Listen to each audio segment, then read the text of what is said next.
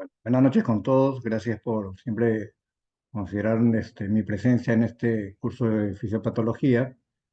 En esta ocasión vamos a conversar sobre lo que es vamos a ver acá,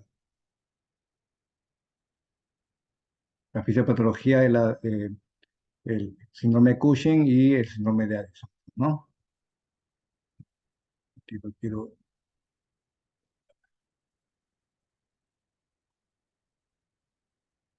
no,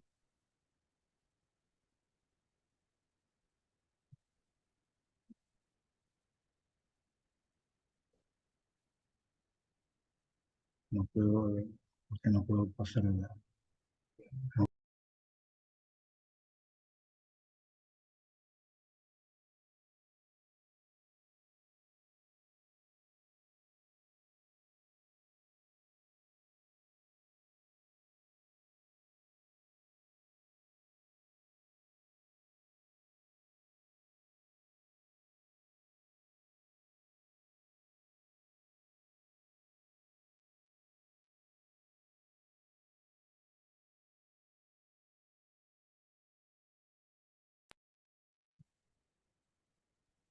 ¿Se logra ver ahí la pantalla? ¿Me escuchan bien? Sí, doctor, se le escucha y también se le ve. Vamos a empezar. Entonces se me ha encargado hablar sobre lo que es fisiopatología del síndrome de Cushing y síndrome de Addison, ¿no? Ambas patologías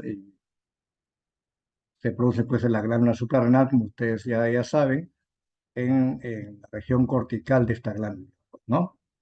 Entendiendo pues que el síndrome de Cushing es un síndrome de hiperfunción endocrina de, de la corteza de la glándula suprarrenal y el síndrome de Addison viene a ser pues un síndrome de hipofunción endocrina de esta misma glándula, ¿no? Entonces, un poco para recordar esa parte que corresponde pues a eh, histología, anatomía, saben ustedes muy bien que la glándula adrenal se encuentra en el polo superior del riñón, de ambos riñones, y que esta glándula es una forma triangular y tiene dos regiones, ¿no? La región cortical y la región medular. Eh, Ambas regiones se encargan de producir una serie de hormonas, como ustedes ya muy bien saben. Eh, en la parte, digamos, cortical se van a producir tres tipos de hormonas, como ustedes ven acá, ¿no? Los mineralocorticoides, que se produce a nivel de la región o zona glomerulosa, de la región cortical, los glucocorticoides, que se producen a nivel de la zona fascicular de esta misma corteza adrenal, y más internamente en la zona reticular los andrógenos. Entonces, estas tres zonas, digamos, corresponden a la corteza de la glándula suprarrenal. En cambio, en la médula adrenal, básicamente se producen catecolaminas, ¿no? Principalmente la epinefrina, ¿ya? Entonces, si hablamos de síndrome de Cushing o síndrome de Addison, básicamente nos vamos a dirigir a lo que es la alteración a nivel de la corteza adrenal, ¿no? Llámese deficiencia o en todo caso exceso de mineralocorticoides, glucocorticoides y andrógenos, ¿ya?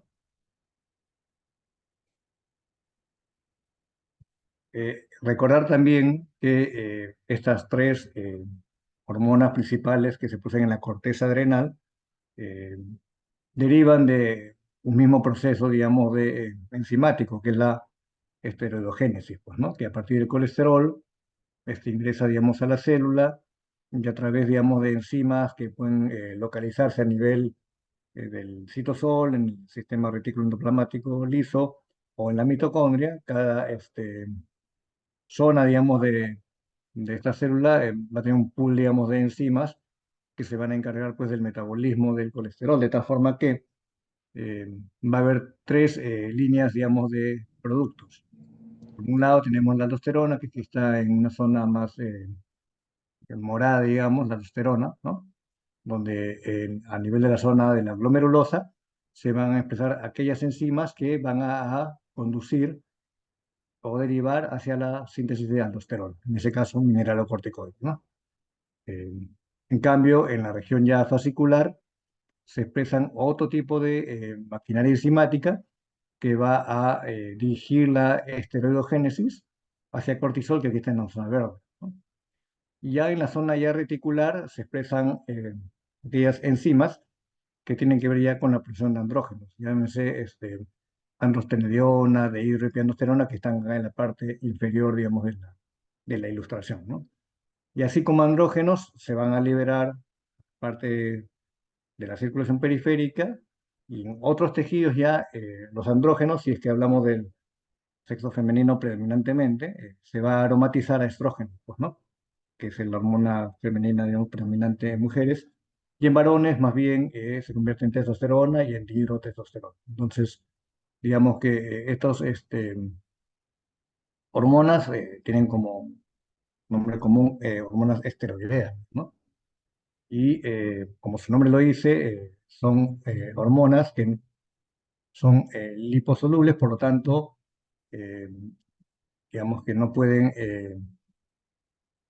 viajar solas, pues, ¿no? En el torrente sanguíneo. Y segundo, cuando van a interaccionar con su receptor, estas moléculas pasan fácilmente en la membrana lipídica de la célula y va a interaccionar con su receptor, que usualmente es un receptor de transcripción nuclear, ¿no? Entonces, estas hormonas esteroideas se crean básicamente porque se derivan del colesterol, son tres líneas, son tres productos principales: aldosterona, mineralocorticoides, que está en la zona de la glomerulosa, los glucocorticoides, el cortisol en este caso, en la zona fascicular, y la zona reticular son los andrógenos, ¿no?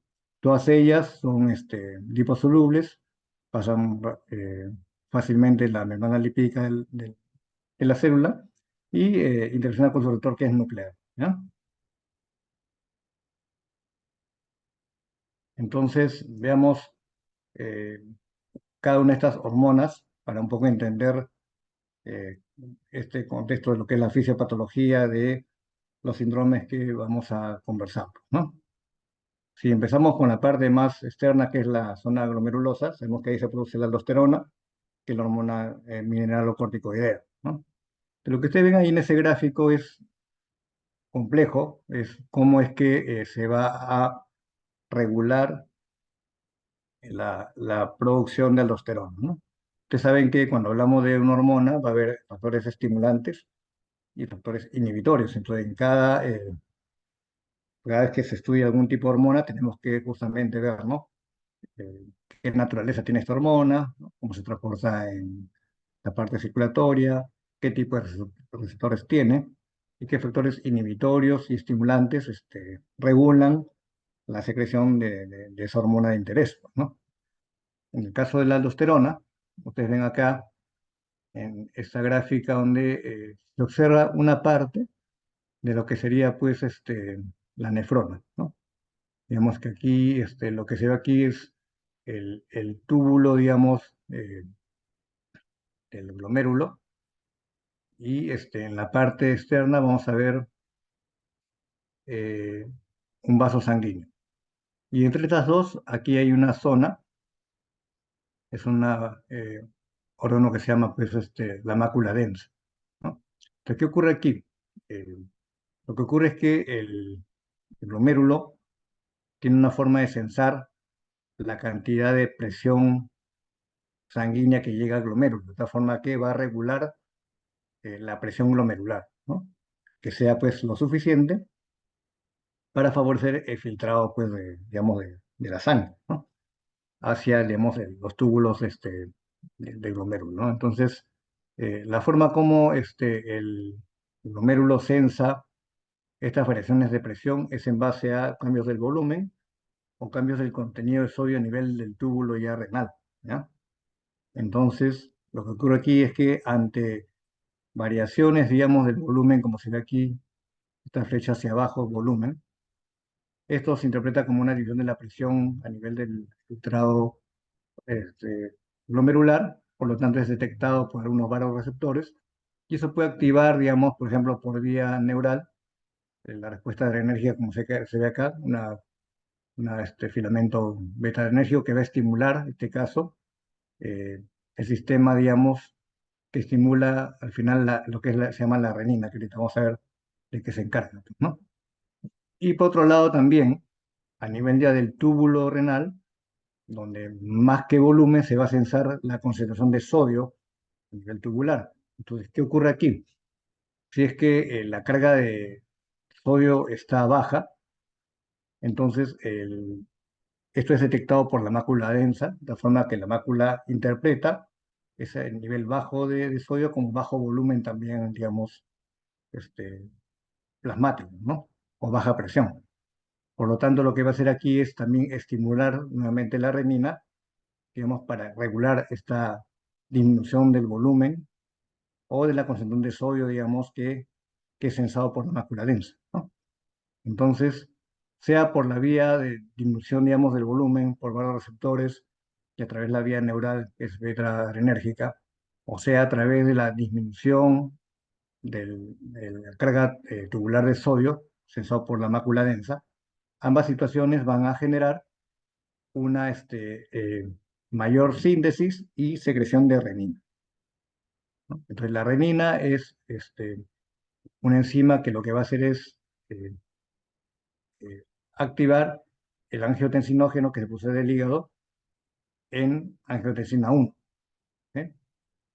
Y esta angiotensina 1, a su vez, por vía ya circulatoria, llegando básicamente al pulmón, es también activada por esta enzima convertida en angiotensina en angiotensina 2.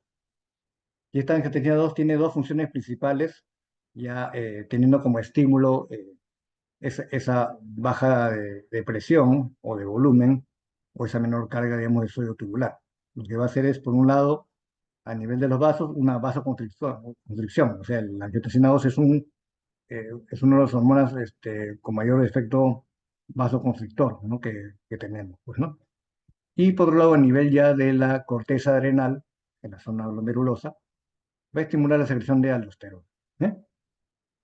Que es la hormona esteroidea que se produce pues, en esta zona, digamos, de la corteza adrenal, ¿no? ¿Ya? A partir de ahí, la aldosterona lo que va a producir es tratar de corregir un poco esta alteración de la volemia y de la disminución de sodio a nivel tubular, de esta forma que a nivel justamente de esta zona tubular va a aumentar la reabsorción de sodio, por lo tanto eso va acompañado de aumento de también de acción de agua y eso restablece la volemia, ¿no? Entonces la volemia se restablece y se corrige, digamos,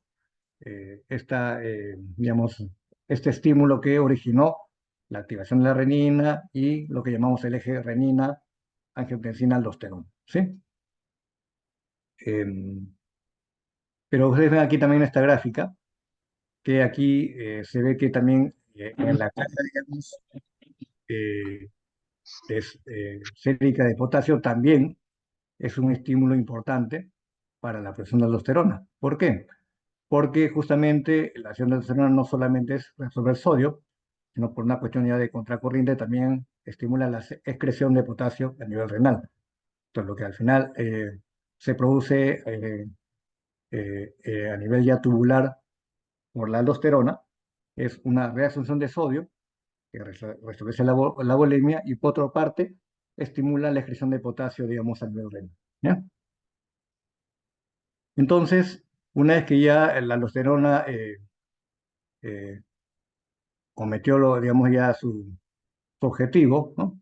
Esta va a tener que ser regulada nuevamente a través de otros sensores que van digamos, llevar como mensaje que ya se restableció la volemia y que de repente estamos yéndonos ya a un aumento de volumen que tiene que ser también manejado y regulado, ¿no? Entonces, ustedes ven también aquí que eh, el- la conversión de angiotensina 1 a angiotensina 2 también, esta angiotensina 2 también sirve como un factor inhibitorio para la actividad de la renina. Es una forma ya de regulación, digamos, a nivel ya enzimático, pues el alostérico o algún otro tipo de mecanismo que hace que esta renina ya baje su actividad porque ya está detectando que hay niveles adecuados de angiotensina 2, una forma de regulación, digamos, enzimática, ¿no?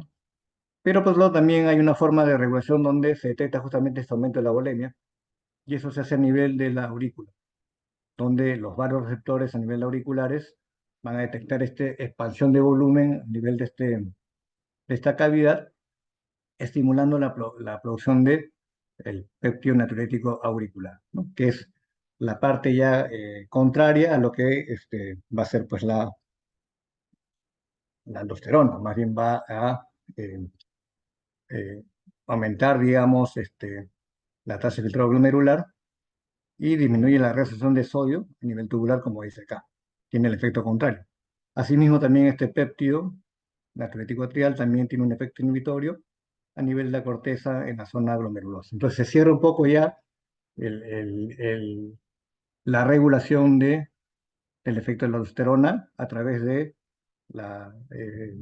el censar la volemia a nivel ya de la aurícula, digamos, del corazón, ¿ya? Entonces es la forma como se va regulando la aldosterona ya a nivel ya sistémico, ¿ya? Por un lado, estímulos nerviosos, que es beta adrenérgico. Por otro lado, varios receptores que detectan disminuciones de volumen. Por otro lado, alteraciones de la carga tubular de sodio, que se detecta pues bajo nivel de sodio. Todo ello estimula la actividad de la renina, que convierte, digamos, el angiotensinógeno en angiotensina 1 y a su vez esta última en angiotensina 2 gracias al ECA, ¿no? A nivel pulmonar. Angiotensina 2, efecto vasoconstrictor a nivel sistémico, un efecto ya inhibitorio a nivel de renina como un efecto alostérico, y a nivel de la zona de la glomerulosa, secreción de aldosterona, que a nivel tubular aumenta la presión subtubular de sodio, aumenta la excreción de potasio y restablece la bulimia, ¿no? Este aumento de volemia es sensado por la aurícula, que produce el péptido natriurético atrial, de esta forma ya regulando también la secreción de aldosterona, cerrando y este circuito, digamos, de feedback fisiológico que tiene este sistema de la aldosterona, ¿ya? Entonces, se entenderá aquí, si tenemos pues un aumento de aldosterona, o sea, un síndrome de hiperfunción mineralocorticoidea, va a haber pues un aumento importante de reabsorción de sodio, con aumento de volemia y excreción de potasio. Entonces, eso clínicamente se puede manifestar como una hipertensión con hipocalemia, ¿no? Que es lo que se ve en el hiperaldosteronismo, por ejemplo, ¿no? Y lo contrario, ¿no? El hecho que no haya una disminución de la aldosterona genera más bien una disminución, una pérdida de sodio a nivel renal, ¿no? Por lo tanto va a haber hipovolemia y puede haber un aumento eh, una retención a nivel de potasio, digamos, a nivel sérico, que son hipercalemia, ¿no? Entonces, eso, digamos, ocurre cuando hay un hipoaldosteronismo, por ejemplo, ¿eh?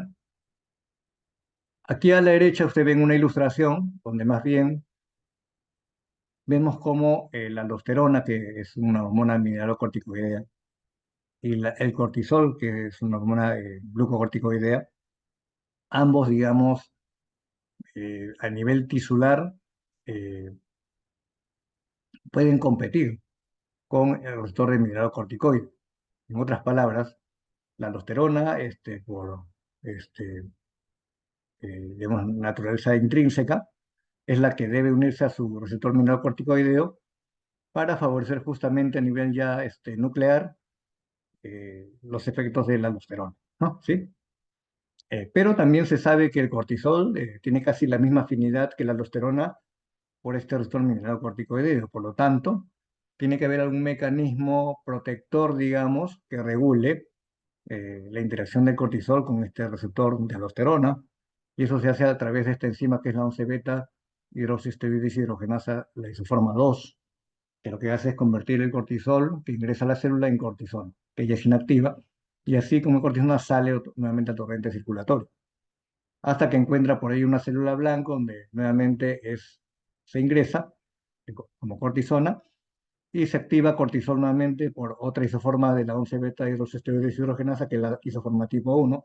Aquí sí, digamos, en esos tejidos donde es sensible al cortisol, donde debe actuar sobre uno blanco, si se va a activar el cortisol, también va a interaccionar con su receptor nuclear, teniendo ya los efectos glucocorticoides fisiológicos en los órganos blancos, ¿no? Entonces vean que ya a nivel tisular también existe una forma de regular la interacción de receptor de mineralocorticoides con la aldosterona y con el cortisol, ¿no? A través de la actividad de la 11 beta hidroxiesteroide deshidrogenasa, digamos, que va a regular la cantidad de cortisol a nivel tisular, ¿no? Si esto no ocurriera, por ejemplo, si esta enzima estuviera mutada por un motivo, fuera una mutación inactiva, entonces el exceso de cortisol tisular va a interaccionar con este receptor mineralocorticoide, ocasionando un efecto de hiperfunción mineralocorticoide con hipertensión y hipocalemia. Si uno ve a un paciente con hipertensión y hipocalemia y dice, ajá, tengo que ver aldosterona, ese caso no va a estar elevada, va a estar suprimida, porque en ese caso es un síndrome aparente de exceso de mineralocorticoideo, pero es básicamente porque el cortisol es que está, en este caso, interactuando con este receptor por esta mutación, digamos, inactiva de esta enzima 11 beta hidroxiesteroide deshidrogenasa, ¿no? Son casos que haya descritos, digamos, en la literatura, pues, ¿no? Entonces, como que uno acá ilustra que es efectivamente el cortisol también tiene un efecto también mineralocorticoide, actuando también a nivel de este mismo receptor que la aldosterona, ¿ya? Pero que es regulada por esta enzima que hemos comentado, ¿ya? Te vean cómo hay una regulación a nivel sistémica, a través de estímulos ya, en este caso, la bulimia, la carga de sodio tubular, ¿no? Y a nivel ya tisular, eh, por esta degradación que hay del cortisol, digamos, para que no interaccione, digamos, con ese receptor mineralocorticoide, ¿ya? Entonces, entendí un poquito este panorama, este escenario de cómo actúa la aldosterona y sus interacciones, es que ya podemos hablar un poco de cuáles son las manifestaciones del efecto mineralocorticoide en síndrome de Cushing y en síndrome de Addison, ¿no? El síndrome de Cushing básicamente es un exceso de cortisol, ¿eh? Entonces, como hay un exceso de cortisol, se entiende también que esta enzima 11 beta deshidrogenasa tipo 2 llega un nivel de saturación, de tal forma que ya no logra pues inactivar todo el cortisol en cortisona. Por lo tanto, va a haber también un exceso de efectos mineralocorticoidea por el síndrome de Cushing, ¿no? Vemos que el síndrome de Cushing existe pues hipertensión y también hipocalemia, ¿no? Por ese mismo efecto, ¿no? Va a haber una mayor resolución de sodio a nivel tubular y renal, por lo tanto, puede haber hipernatremia en síndrome de Cushing, puede haber hipertensión, por lo mismo que hay aumento de volemia, retención de sodio, puede haber también edema, ¿no? Aumento del volumen del tejido celular subcutáneo. Como hay mayor excreción renal de potasio, por este efecto mineralocorticoideo, va a haber pues hipocalemia, ¿no? Y los síndromes de Cushing tienen también hipocalemia. Y esto ocasiona pues que el, digamos, el- la hipocalemia va a causar pues un shift con el hidrógeno, alterando la homeostasis ácido-base, causando alcalosis metabólica, ¿no? ¿Sí? Entonces, cuando usted tiene un síndrome mineralocorticoideo, va a haber hipertensión, hipernatremia, hipocalemia y alcalosis metabólica, ¿sí? El mecanismo sería pues esa saturación de esta enzima 11 beta hidroxiesteroide deshidrogenasa tipo 2, ¿no? Una mayor interacción del cortisol sobre el receptor mineralocorticoideo que es competitivo, ¿ya? Eso por el lado del síndrome de Cushing, que es el síndrome de hiperfunción. ¿Qué pasa en el síndrome de Addison? En el síndrome de Addison va a haber una deficiencia pues, del efecto mineralocorticoideo, por lo tanto, a nivel del túbulo renal va a haber una pérdida de sodio, va a haber un síndrome perdedor de sal, esto causa hiponatremia, dice ahí síndrome perdedor de sal renal, ¿no? Y diferentes estados de hipovolemia que pueden llegar clínicamente a la hipotensión ortostática, inclusive hasta el shock, ¿sí? Pacientes que ya han deshidratados con hipotensión severa, pues, ¿no? Y que requieren resucitación con cristaloides en ese momento, ¿no? Como va a haber una menor excreción renal de potasio, va a haber hipercalemia y eso genera una homeostasis ácido-base que predispone pues a acidosis metabólica, lo cual trae consigo pues náuseas, vómitos, dolor abdominal, como mecanismo que tratan de compensar un poco esa acidosis, ¿no? Recuerden que cuando se acumulan ácidos, pueden ser ácidos fijos o ácidos volátiles. Los ácidos volátiles se pueden disipar por hiperventilación, pues o que tienen acidosis están hiperventilando, la famosa respiración de Kussmaul, ¿no? Que aumenta digamos, la amplitud y la frecuencia de la respiración y después que se barre todo el CO2, comienza a bajar un poco esa frecuencia de amplitud, y eso se repite cada vez que se acumulan, digamos, los ácidos volátiles. Y los fijos se eliminan por vía, pues, renal, si es que, digamos, la presión renal está adecuada como para eh, aclarar los ácidos fijos, ¿no? Entonces, otra forma, también mecanismo que tiene el cuerpo de eliminar ácidos es justamente por las náuseas y los vómitos, ¿no? De esta forma, la carga de ácidos por vías digestivas se eliminan por vómitos o a veces también por diarrea, ¿no? Causando pues síntomas digestivos, ¿no? Em, lo que ocurre también aquí es que el cortisol tiene un efecto inhibitorio sobre la ADH, que es la hormona antidiurética. Vamos a ver en un slide una ilustración sobre ello. Pero lo que ocurre aquí, como hay un síndrome de hipofunción, un hipocortisolismo, pues el ADH no va a ser suprimida, por lo tanto, va a haber una fuerte hiponatremia, ¿no? Entonces, eso es lo que se genera, digamos, por digamos, el síndrome de hipofunción en el caso del Addison con respecto a lo que el manejo del sodio y del potasio, ¿no? El mecanismo es la deficiencia en la síntesis y secreción de aldosterona y cortisol, pero sobre todo cuando el, el síndrome, digamos, de insuficiencia adrenal es primario, o sea, la alteración es a nivel de la corteza adrenal, ¿sí? Por algún mecanismo fisiopatológico, ¿no? Puede ser una destrucción, puede ser vascular, infeccioso, tumoral, ¿no? Genético, ¿no? Pero la deficiencia es a nivel ya de la misma corteza suprarrenal. Pero ¿qué pasa si más bien ocurre una alteración a nivel ya secundaria o terciaria? O sea, a nivel hipofisaria o hipotalámica. Ahí en ese caso la insuficiencia adrenal, digamos, eh, es básicamente mediado por el cortisol, por la deficiencia de cortisol, pero el efecto mineralocorticoide se asume que está preservado porque la zona glomerular, como ustedes han visto, no depende básicamente de la regulación de la ACTH, ¿no? Entonces, en el caso de insuficiencia suprarrenal primaria, digamos, estos mecanismos que hemos conversado, sí se dan, digamos, por deficiencia de aldosterona y cortisol. Pero en el caso de la insuficiencia suprarrenal secundaria, más bien solo hay deficiencia de cortisol, pero se preserva el efecto mineralocorticoide que no es afectado en ese caso, ¿ya? Muy bien, entonces, eh, con respecto ya a la otra capa, digamos, otra zona de la cortical, que es la fascicular, donde se produce directamente el cortisol.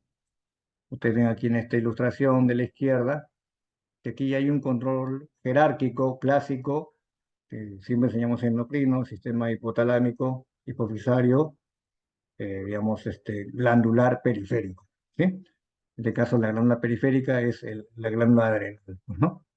Ustedes ven aquí en esta gráfica cómo, en este caso, la interacción del hipotálamo con la hipófisis o pituitaria va a generar al final la secreción de ACTH a nivel sistémico, y esta ACTH es una hormona trófica que va a estimular la zona fascicular de la corteza adrenal a través de estos receptores MSR2, o sea, el receptor de la melanocortina 2, ¿ya?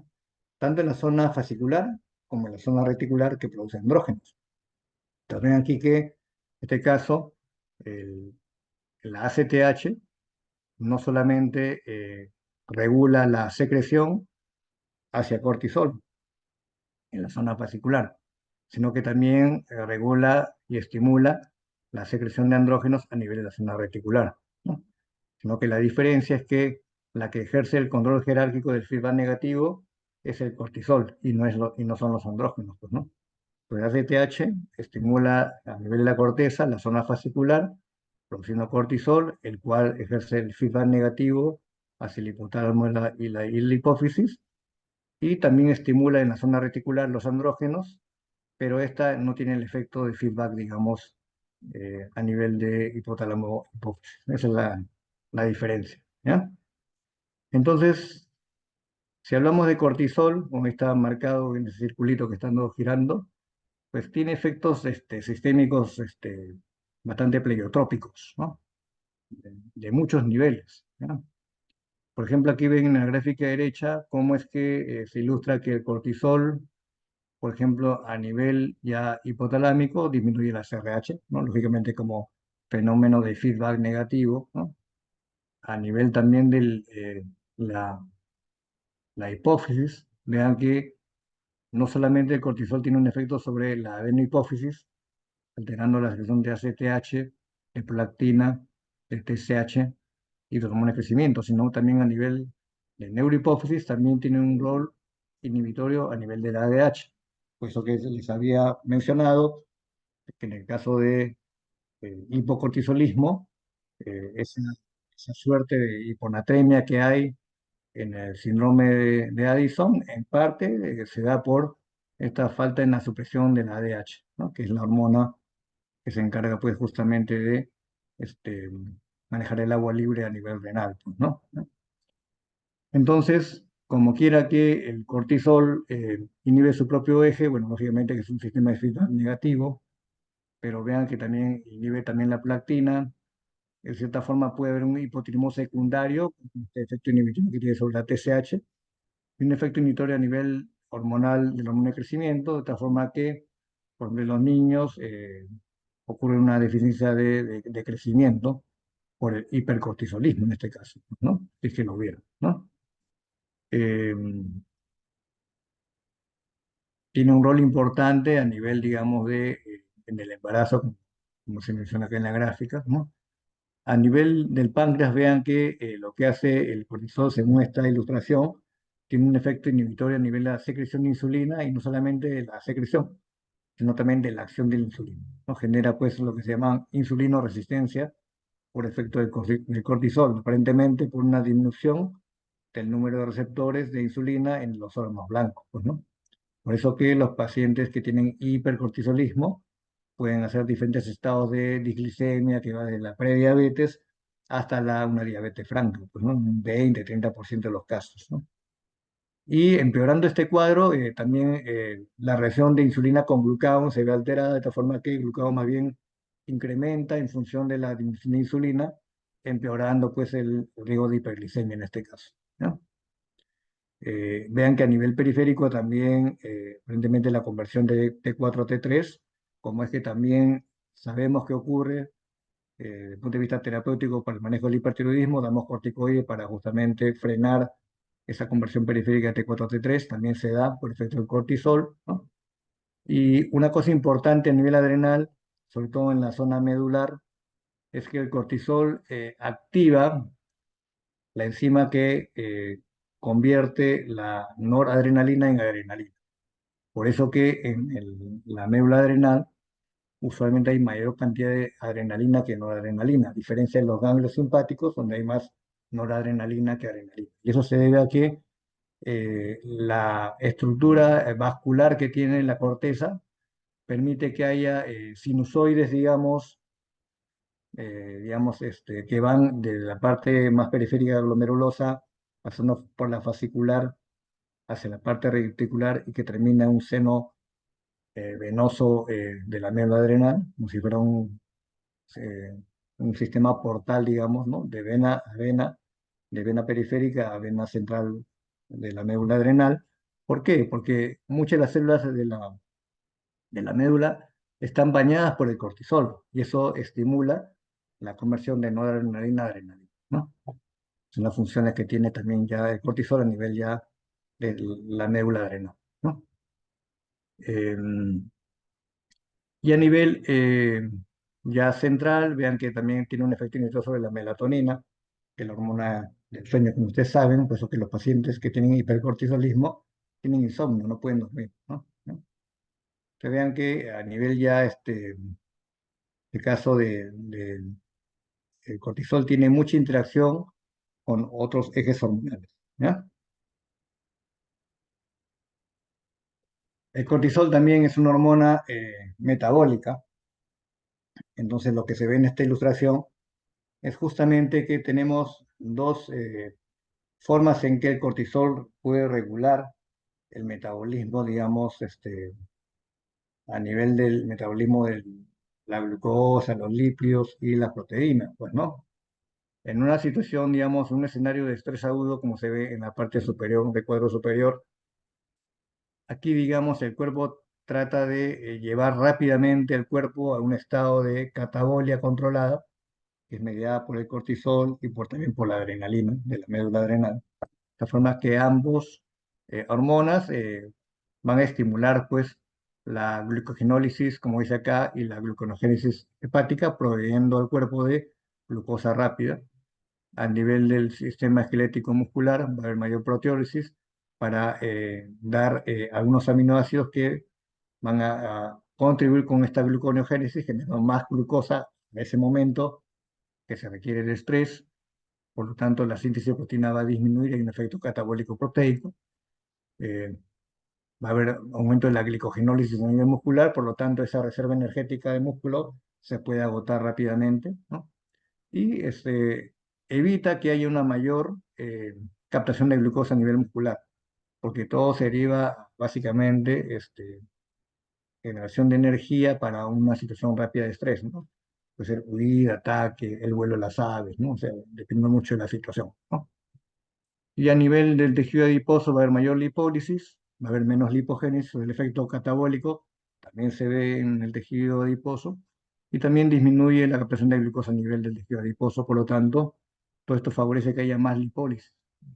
Entonces, ¿qué objetivo, qué finalidad tienen todos estos cambios a nivel de los principales órganos metabólicos como es el hígado, el músculo y el tejido adiposo? Es dar una respuesta metabólica rápida a la situación de estrés, dando energía, digamos, en ese momento rápida para la demanda del cuerpo que tiene en ese momento. Por un lado, las catecolaminas van a redistribuir todos los lechos vasculares para que se centre justamente a, digamos, a corazón, cerebro y algunos músculos que no va a ser en ese momento para la acción rápida, ¿sí?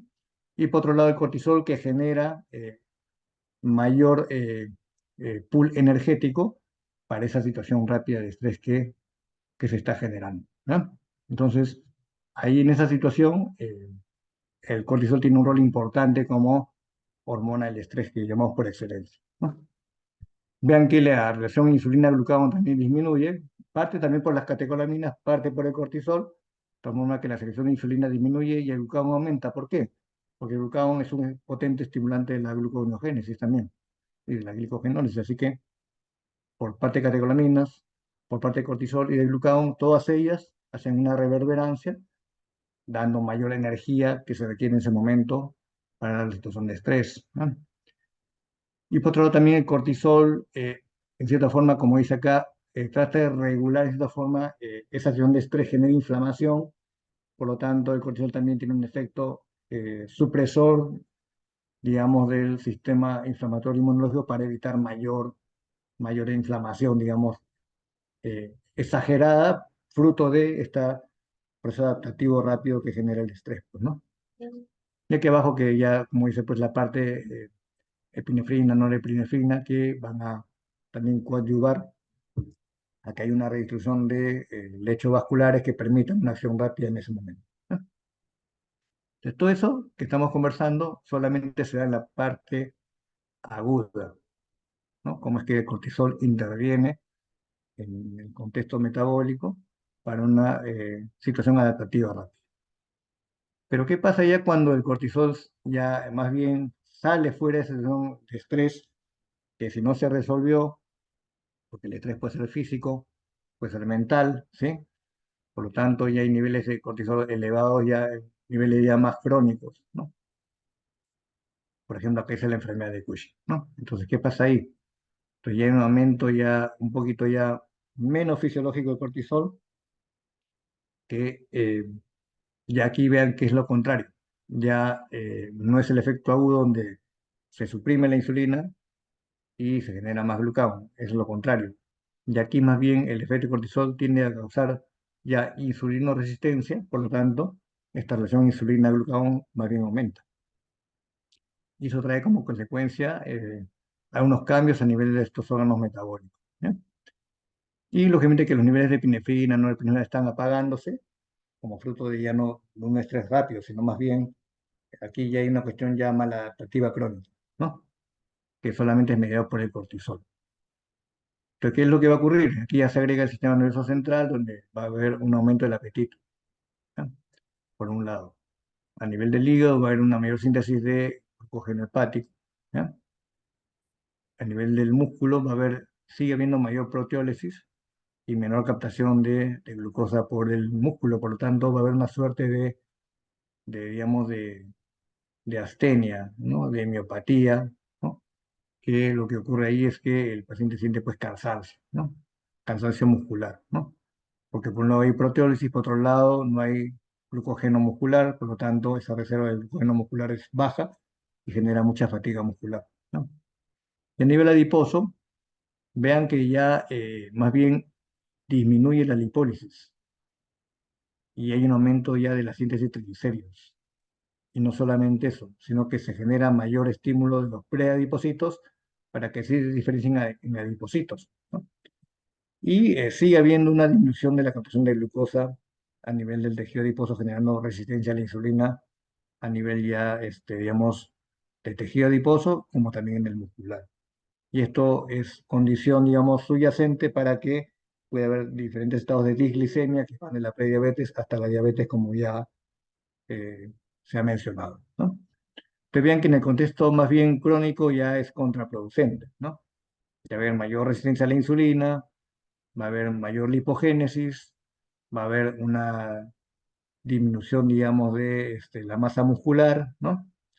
Entonces, eh, esto genera, pues, que el paciente crónicamente, digamos, expuesto al cortisol elevado, genera, pues, ya obesidad, que es una obesidad que es clásicamente troncular, a nivel abdominal, a nivel, digamos, del cuello, ¿no? La cara se vuelve redonda, ¿no? Por el efecto ya de la lipogénesis, digamos.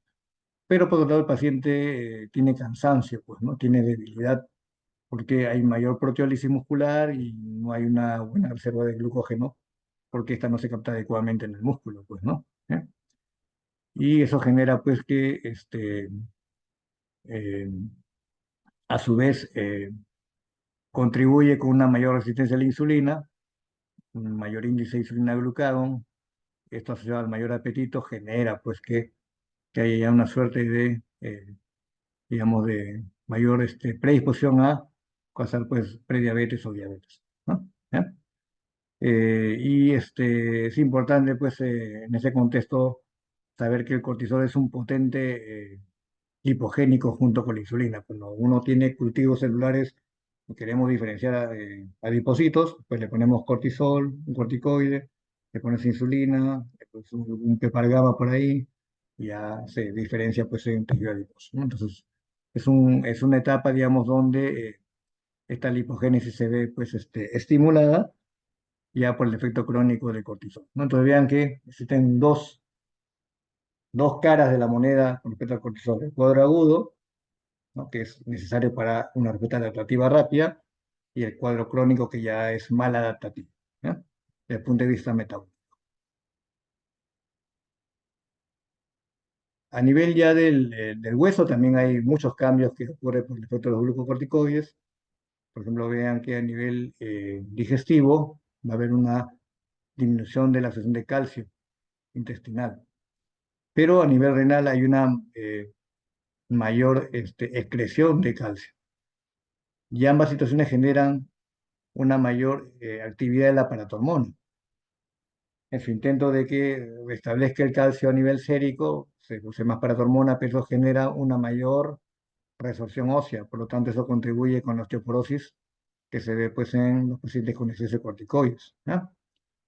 A nivel también gonadal, ya se ha explicado que el glucocorticoide a nivel central va a inhibir, pues, en este caso, la secreción de FSH y LH. Por lo tanto, hay una suerte de hipogonadismo hipogonadotrópico que también genera, pues, disminución, en este caso, de esteroides y estrógenos, que también tienen un rol en la remodelación ósea, ¿no? Y también se había explicado que a nivel central hay una disminución del hormona de crecimiento, por lo tanto hay disminución de la IGF-1, que es la hormona efectora, digamos, que se produce a nivel hepático, ¿ya? Y este también tiene un rol importante a nivel de la formación del hueso como un factor de crecimiento, digamos, a nivel de la matriz ósea, ¿no? Y a esto agregar que hay proteólisis, por lo tanto, la función de colágeno a nivel de la matriz ósea también se da. ¿Sí? ¿Bien?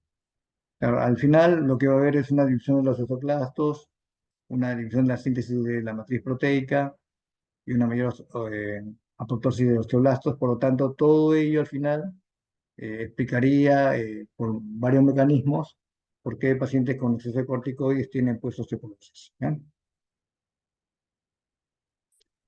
Entonces, si hablamos ya de las manifestaciones, digamos, de la, la difusión de los mineralocorticoides, en síndrome de Cushing, vamos a tener que este exceso de efecto de glucocorticoides genera por un lado, una supresión del eje tiroideo, que es un hipotálamo secundario, ¿no? Se ve pues la TSH normal, la T4 de baja, en ese contexto de una enfermedad de Cushing.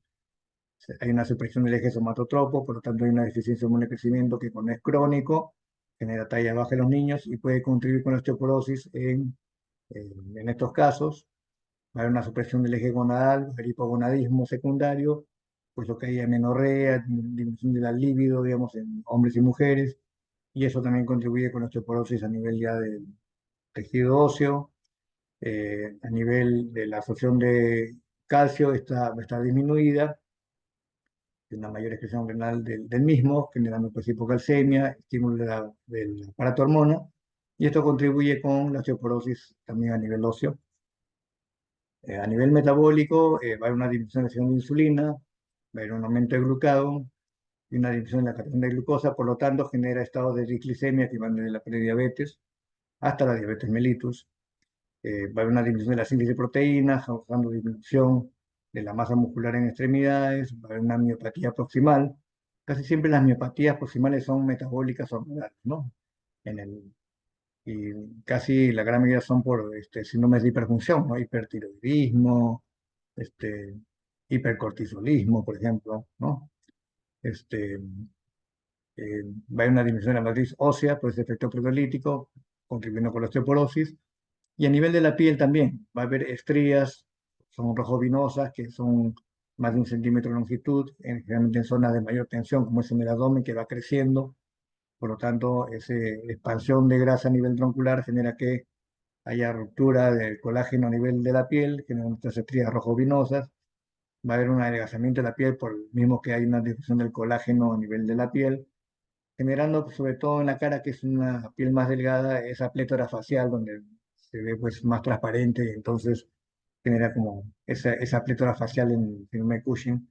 Y a nivel de los vasos va a haber fragilidad capilar por esa disrupción del colágeno, generando pues moretones o las famosas equimosis espontáneas que vemos en los pacientes con síndrome de Cushing, ¿no?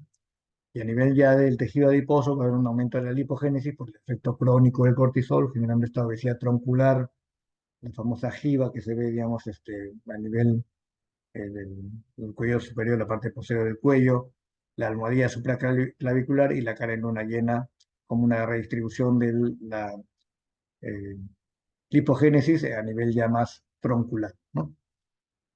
A nivel síndrome de Addison, la deficiencia de efecto glucocorticoide, bueno, esto genera pues que se active la, la CRH a nivel hipotalámico y la ACTH a nivel hipofisario, ¿no? Esto va a hacer que la ACTH interaccione, como vamos a ver más adelante, con aquellas células de la piel que tienen receptores de la melanocortina tipo 1, que se encarga de la producción de melanina pues, a nivel de la piel, ¿no? Y por lo tanto hay hiperpigmentación con el síndrome de Addison, digamos, primario, hablamos del primario, ¿no? ¿Sí? Eh, eh, el cortisol tiene un efecto también permisivo sobre el tono vascular, por lo tanto, si hay un defecto de cortisol, a nivel del tono vascular va a haber una suerte de vasodilatación, va a haber una disminución de la resistencia vascular periférica, por lo tanto genera hipotensión arterial, hipotensión postural y puede llegar formas severas como el shock. Eh, aparte del efecto mineralocorticoideo que puede estar bajo si es un problema ya primario o adrenal, ¿no? A nivel del metabolismo del calcio, va a haber un aumento de la función intestinal y una disminución de excreción de calcio renal, ¿no? O sea, lo contrario a lo que ocurre pues con el efecto del cortisol sobre el calcio, y se describe en síndrome de Addison, se describe pues la hipercalcemia, ¿no? Eh, Va a haber un defecto en la gluconogénesis y la glucogenólisis, sobre todo en aquellos cuadros adaptativos rápidos, donde el cuerpo, pues, en sesiones de ayuna requiere, pues, aumentar sus niveles de glucosa o mantenerlos por lo menos, pero cuando ya este ayuno es muy prolongado, ocurre hipolisemia, digamos, en estos casos de hipocortisolismo por síndrome de Addison, ¿no? O en todo caso también eh, hipocortisolismo también de origen secundario, sobre todo cuando hay ayuno prolongado, también puede haber hipoglucemia, ¿no? Va a haber un defecto energético a nivel muscular, entonces va a haber astenia, ¿no? Recuerden que el síndrome de Addison es una de las enfermedades más astinizantes, son pacientes que ni bien se levantan y ya están cansados, ¿no? En cambio, el hipotismo más bien se levanta, pero el tiempo hay poca tolerancia al ejercicio, que es diferente, ¿no? Pero aquí hay astenia de que te levantas. Este, Va a haber inapetencia, ¿no? Porque hay menos cortisol, hay una disminución de la motilidad intestinal, hay una disminución de absorción de hierro y B12, por lo tanto va a haber anemia, y eso ocasiona una pérdida de peso, ¿no? La diarrea no está muy claro todavía el mecanismo. Hay una suerte de alteración de la permeabilidad a nivel intestinal, una suerte de cambio en la microflora, digamos, intestinal también, pero no es muy claro. Hablaban inicialmente de esteatorreas, que también se dan por mala absorción, pero no es muy claro el mecanismo de la diarrea, pero se ve que lo observamos y que revierte rápidamente cuando se trata de estos pacientes, ¿no? La disminución del efecto anabólico del cortisol, hay una lipólisis aumentada y eso contribuye con la disminución de peso, ¿no? Y va a haber una difusión de la supresión de la respuesta inflamatoria. Entonces son pacientes que en los cuadros agudos pueden tener fiebre, ¿no? Y en el hemograma va a haber linfocitosis y eosinofilia. Entonces vean que son manifestaciones, digamos, clínicas que se pueden describir en el síndrome de Addison por, en este caso, por la deficiencia de glucocorticoides, ¿no?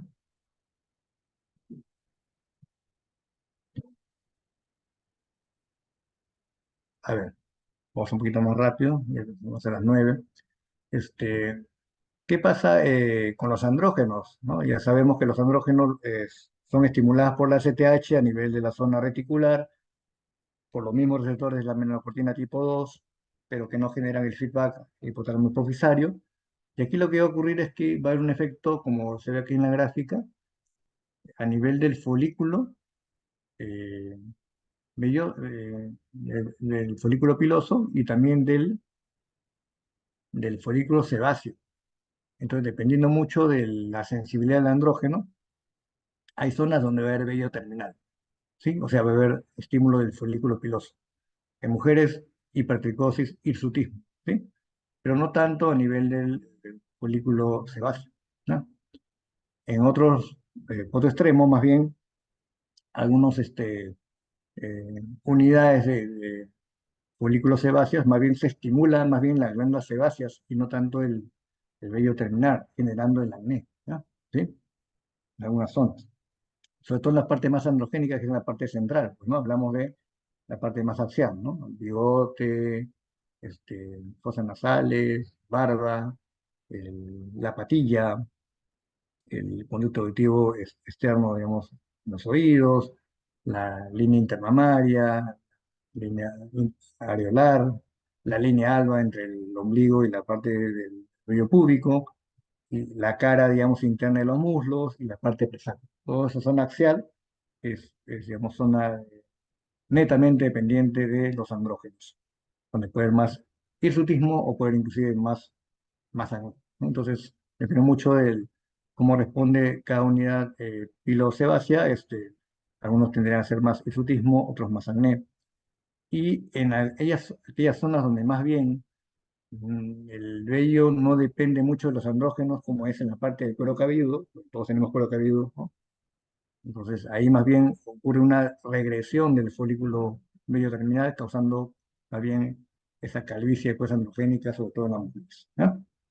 Es el efecto, digamos, a nivel de andrógenos, a nivel de la piel, ¿no? Y también a nivel de la piel, lo que vamos a ver, sobre todo cuando hay el síndrome de Addison, o sea, una falla primaria en el suprarrenal, donde este aumento de STH en condiciones ya suprafisiológicas sí van a interaccionar con el receptor de la melanocortina 1 de la piel. Por lo tanto, los melanocitos de la piel sí pueden ser estimulados, ¿no? De cierta forma por la ACTH, pero en condiciones suprafisiológicas, como se ve en el síndrome de Addison, que es una insuficiencia suprarrenal primaria. ¿Ya?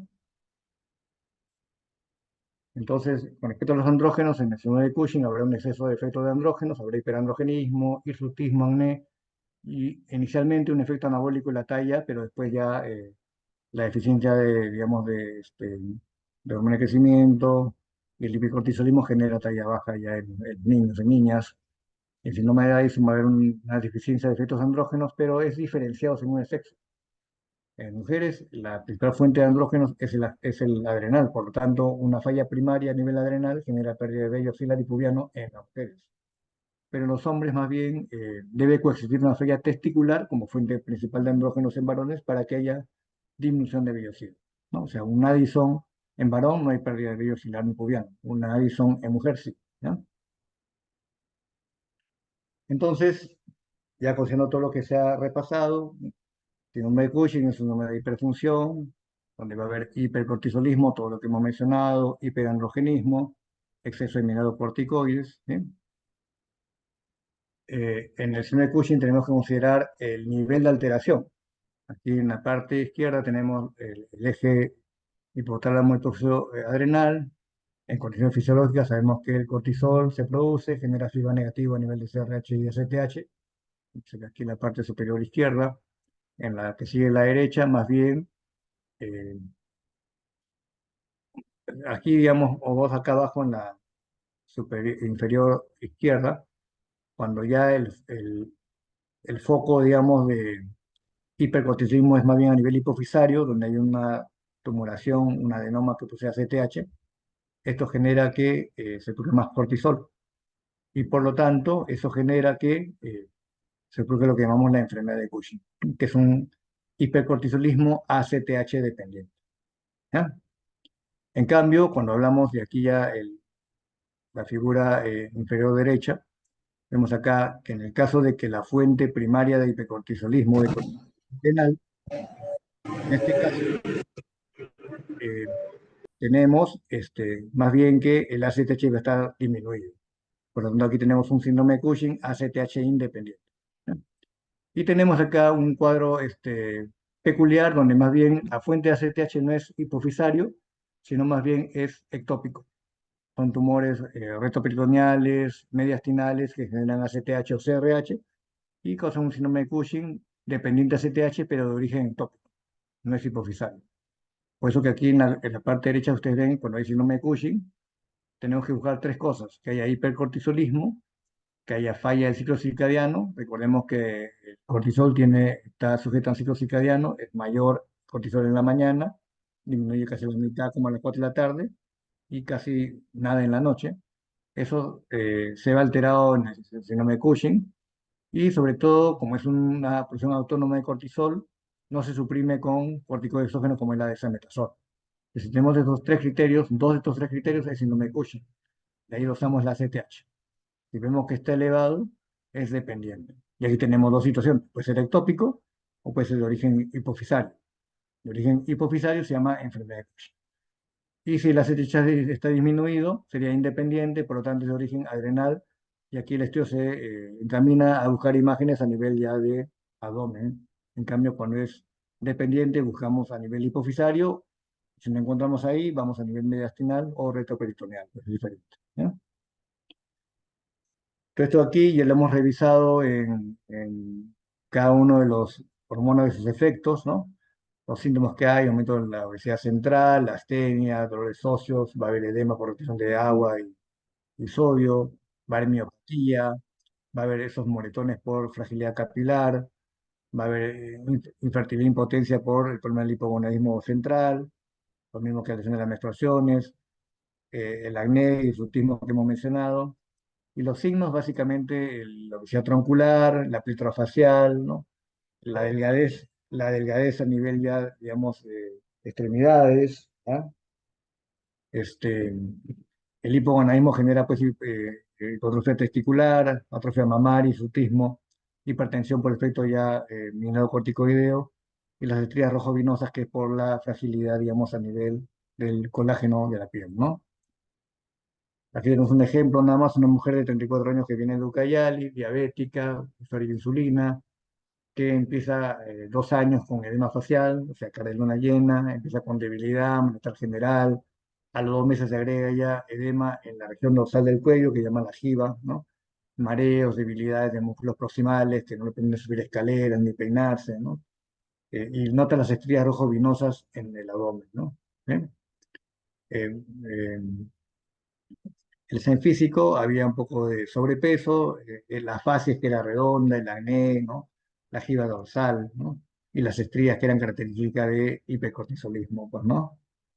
En este caso, en los exámenes que se vio, justamente, que el ritmo circadiano estaba roto, a las 8 de la mañana 38, a las 4 debía de estar el 50% menos, estaba igual casi 26, y la noche estaba también dosable. O sea, hay una ruptura del ciclo circadiano, había hipercortisolismo, el cortisol en sangre estaba en 60, ¿no? Y con una dosis de 1 miligramo de desametasona no se suprimía el cortisol. Por lo tanto, tenían los 3 criterios de síndrome de Cushing.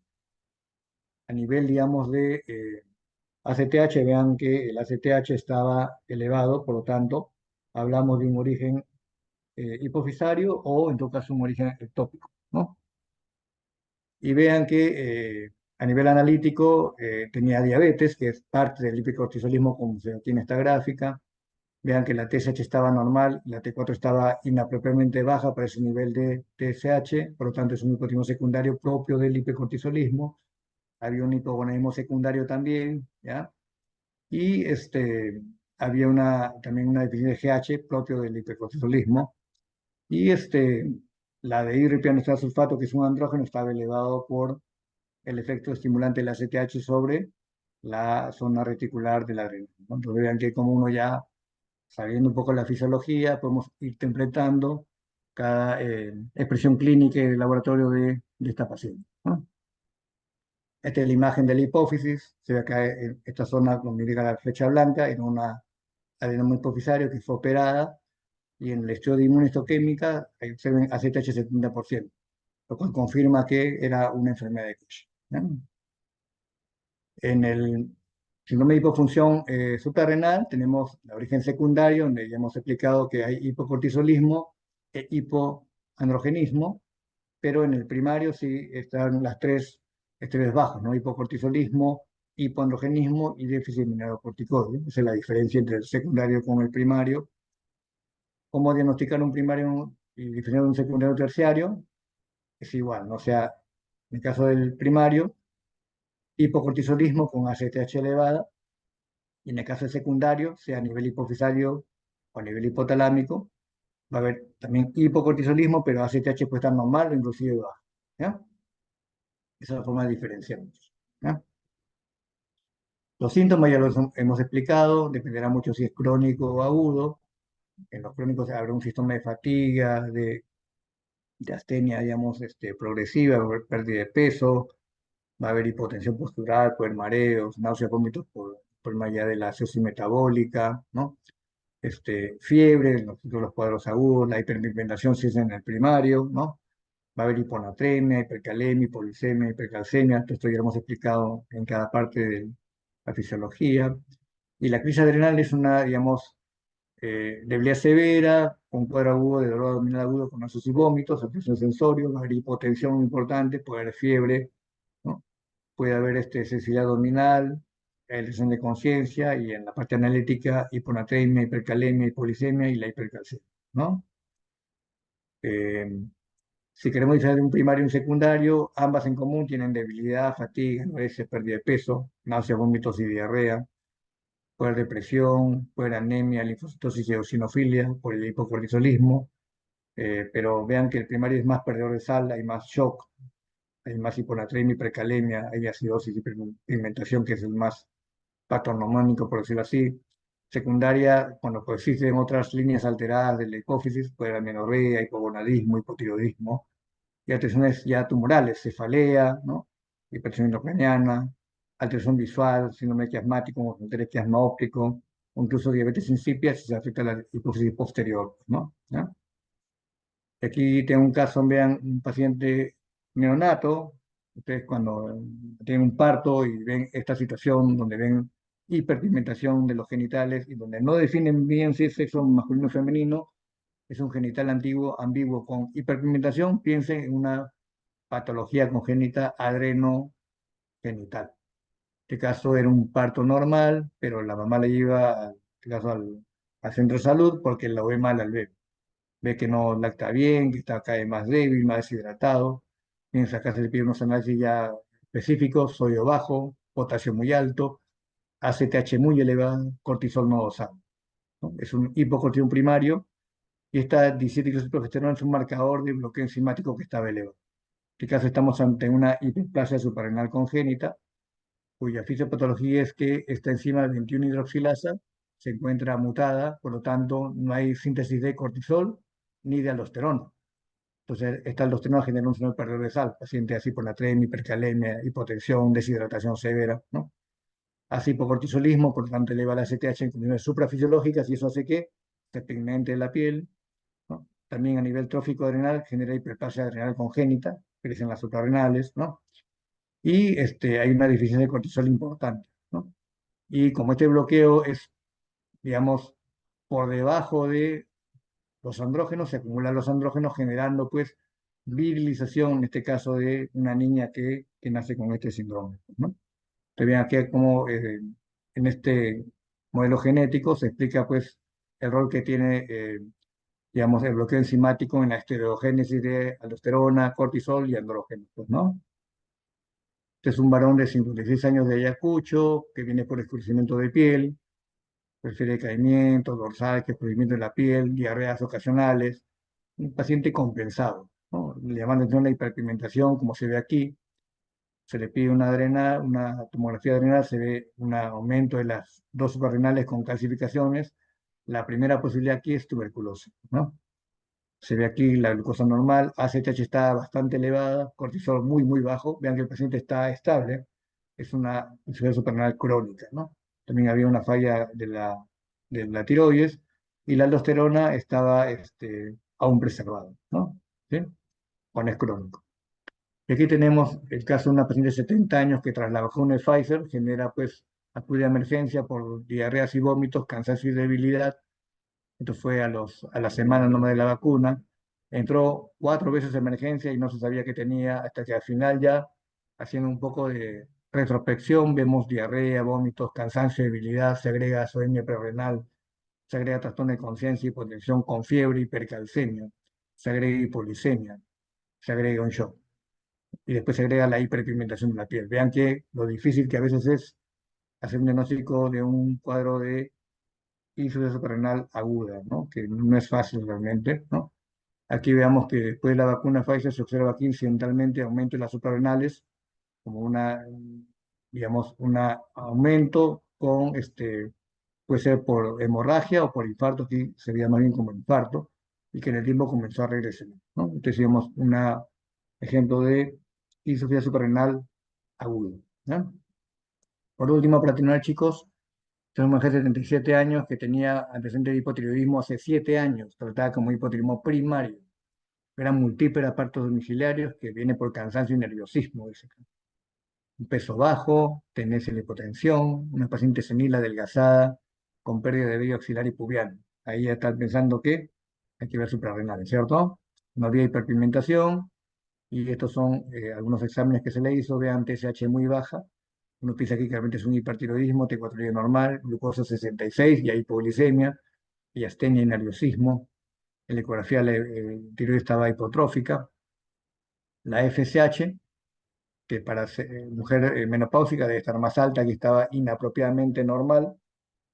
La edad, por lo tanto, me habla acá de que posiblemente haya un hipogonadismo central, pues, ¿no? Y vean acá la de hidropianosterol sulfato, un marcador adrenal, estaba muy baja y también el cortisol. Por lo tanto, esto me confirma que la paciente tenía un hipotiroidismo secundario, un hipogonadismo secundario y un hipocortisolismo. Eso se ve básicamente en los cuadros de síndrome de Sheehan, que es una hipopituitarismo de origen vascular por una necrosis, digamos, producto de partos muy sangrantes, pues, ¿no? Que en el tiempo hacen agalactia, menorrea, y poco a poco se puede ir instalando ya alteraciones de la tiroides y de la adrenal, ¿no? ¿Sí? Muy bien, chicos, entonces, como conclusión, tenemos que el síndrome de Cushing es un síndrome de hiperfunción de la corteza adrenal. Por su etiología puede ser ACTH independiente, o sea, de origen adrenal, o ACTH dependiente, de origen hipofisario, o ectópico. Para el diagnóstico se requieren tres criterios bioquímicos: hipercortisolismo, ruptura del ciclo circadiano, falla en la supresión de corticoides exógenos, en este caso dexametasona. En cambio, el síndrome de Addison es un síndrome de hipofunción de corteza adrenal. Por su etiología puede ser primario, secundario, terciario. La etiología primaria se manifiesta por hipocortisolismo, hipoandrogenismo y deficiencia de mineralocorticoides, ¿no? En cambio, la etiología secundaria o terciaria, hipotalámica, se manifiesta como hipocortisolismo e hipoandrogenismo, pero la función mineralocorticoidea se encuentra preservada, ¿no? La hiponatremia, en el caso de insuficiencia suprarrenal primaria, se debe al síndrome perdedor de sal por déficit mineralocorticoidea. En cambio, en la secundaria y terciaria, además se debe a una secreción inapropiada de la hormona tiroidética, ¿no? Por falla de la supresión de la ADH por el cortisol, ¿no? O también por el hipotiroidismo secundario, que también se asocia con hiponatremia por un déficit de aclaramiento de agua libre. Listo, chicos, y con esto ya termino mi presentación. Muchas gracias.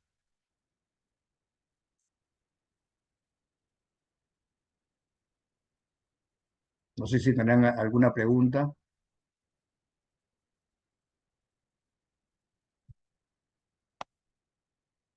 Buenas noches, doctor. ¿Hay preguntas en el chat?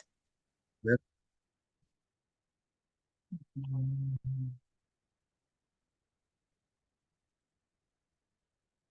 Allá, que yo no. ¿Por qué mecanismo adrenal se expresa la enfermedad de hiperplasia suprarrenal congénita? Claro, aquí lo que ocurre es que, producto de este bloqueo enzimático, lo que ocurre con esta enzima es que va a haber una mutación inactiva, ¿ya? Esa enzima que debe convertir un producto de la estereogénesis a otro producto, digamos, no lo hace.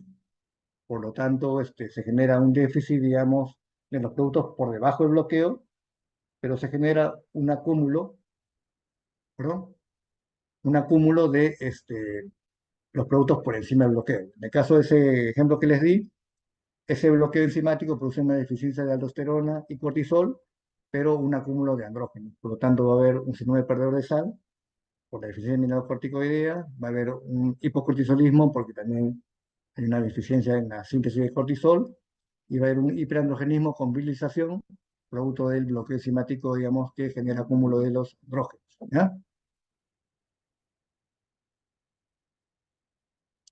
Después que dice, en el carcinoma de células pequeñas de pulmón, ¿por qué mecanismo se produce la producción ectópica de STH? Claro, o sea, en los tumores ectópicos, digamos, puede presentar tanto ACTH como CRH, ambos, ¿no?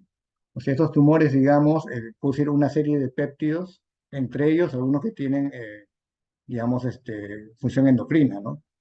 Puede ser ACTH, puede ser CRH, puede ser hasta inclusive GHRH, que es estímulo, digamos, a veces hay cromegalia, también de producción ectópica.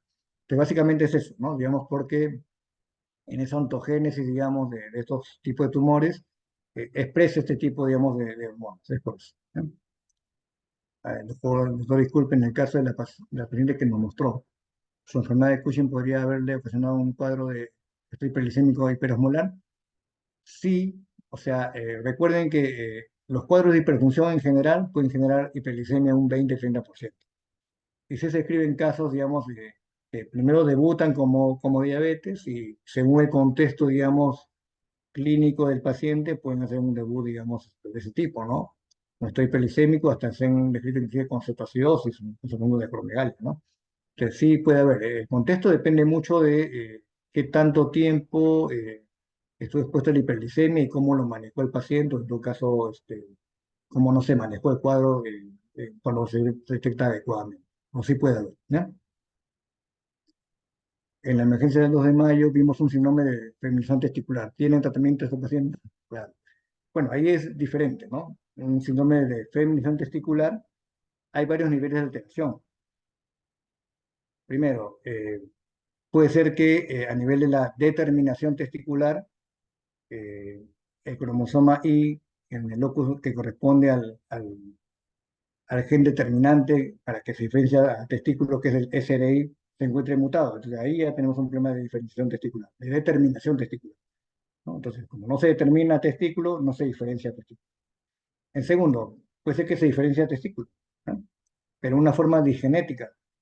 Entonces, lo que usan ahí es solamente una estría gonadal, ¿no? Donde ahí ya hay mecanismos donde el cual aquellos genes protesticulares no se expresan adecuadamente y por lo tanto se deriva a genes pro-ováricos, generando la digenesia gonadal, ¿no?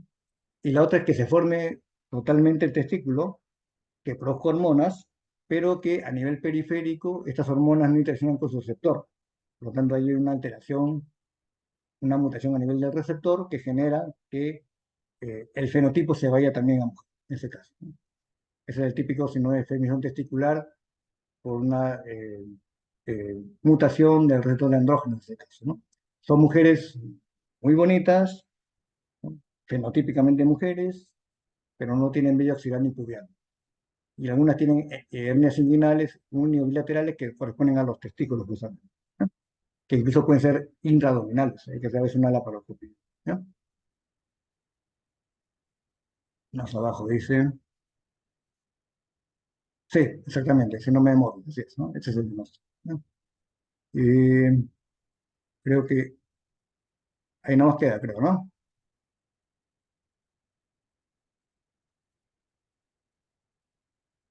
Si me quedó alguna otra pregunta más, creo que ya no, ¿no?